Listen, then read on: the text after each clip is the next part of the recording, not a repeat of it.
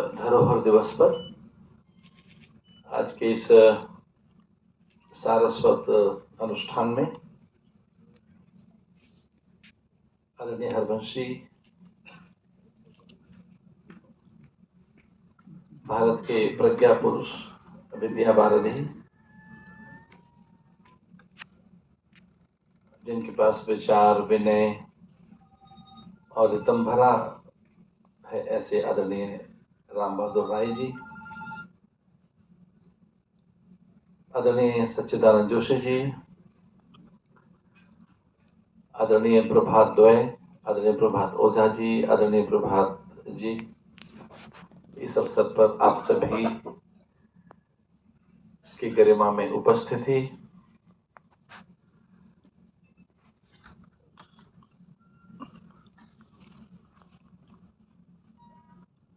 जैसा कि बार बार ये कहा जा रहा है कि 14 के बाद 2014 के बाद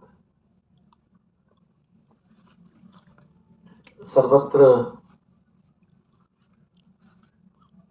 नई दिशाएं, नवाचार ये देखने को मिला सभी दिशाओं में। इसमें छोटी सी बात जो मुझे याद है वह ये कि 2008-9 में मैं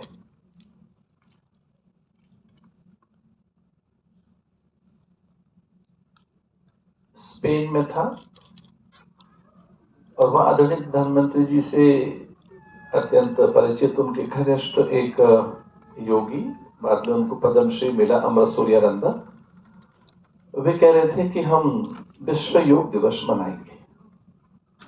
2008-9 की बात है।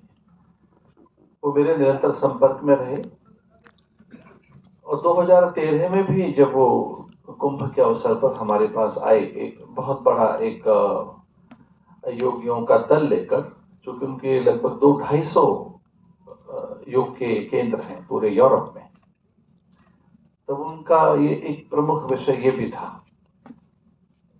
और तब वो ये कह रहे थे, तब आदरणीय प्रधानमंत्री जी मुख्यमंत्री थे गुजरात के, कि मैं वहां गया हूं और उनके प्रयास रहेंगे और देखना हम ये 21 जून, ये ध्यान रहे वो 21 जून का ही आग्रह करते रहे।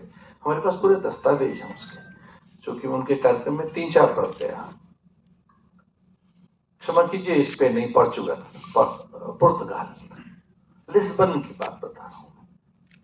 और फिर ऐसा हुआ कि माननीय प्रधानमंत्री जी ने किस ढंग से संयुक्त राष्ट्र संघ में वो वातावरण तैयार किया और 21 जून को योग दिवस पूरा विश्व मना रहा है।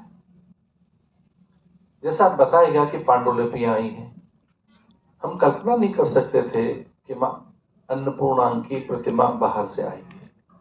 योगिनियां, भैरव की, घृत मातृकाओं की भी प्रतिमाओं का हमें पता नहीं था, वो भी आई है।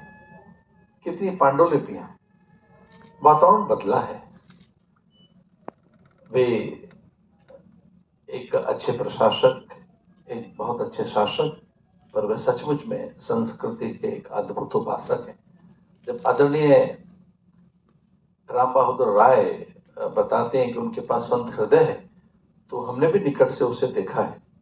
उसकी संवेदनशीलता से मैं परिचित हूं, उनके हृदय की संवेदनशीलता, उनमें विनय, और विनय के साथ साथ वो समझते हैं।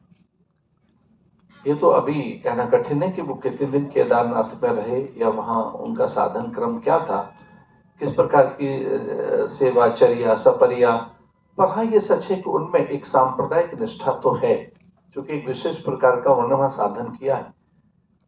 और वे सारे उनके साधन, उनके सद्गुण वो दिखते हैं।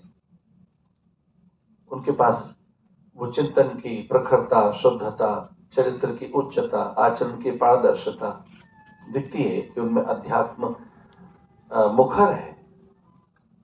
और उस सब के का संकलन आपने किया, बड़ा कठिन है। यह न तो उनकी प्रशंसा है, न उनकी वृद्धावली है, न कोई सम्मान, अतिरिक्त सम्मान है किसी राजपुरुष का, किसी शासक का। हाँ, अपनी सूक्ष्म दृष्टि से उसको संकलित किया है, समझा है। और एक ध्रुव सत्य है, आदरणीय राम बहादुर राय अगर पूर्व कथन में उनकी प्रशंसा करते हैं और उन्हें संत हृदय कहते हैं, तो सच मानिए कि भारत की प्रज्ञा, भारत के मनीषा, भारत का पांडित्य समर्थन कर रहा है। भारत के